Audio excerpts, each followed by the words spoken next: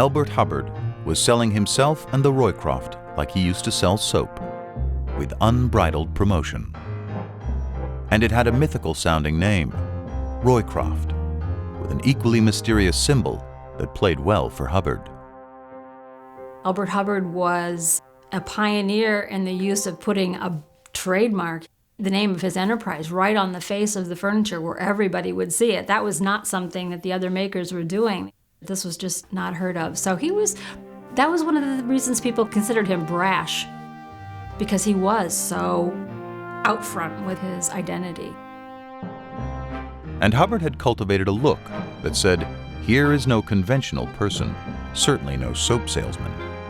He was branding himself right along with his products.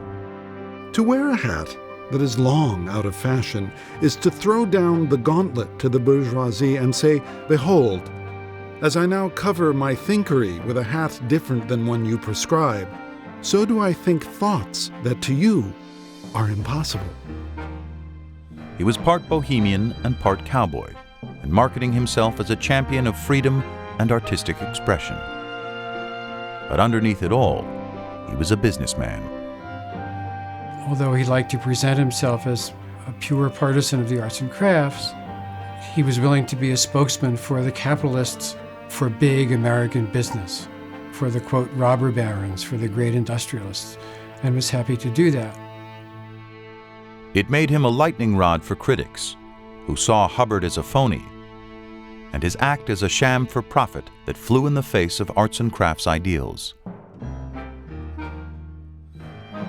He did not mind making himself into a kind of consumed figure, but the ones who really become kind of more powerful figures in the culture, I think, are often the ones who have some sense of how unusual it is to have come to play this role in people's lives and then really try to act on that. He once invited William Morris's daughter to the Roycroft. Sneeringly, she retorted, "I would never visit that vulgar imitation of my father."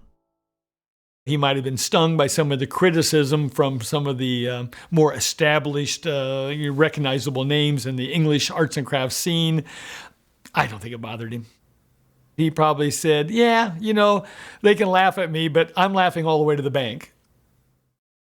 And that goes to the core of whether he was sincere or if he was just a showman going to whatever area would offer him some profit. But in the end, he was the embodiment of a kind of American dream.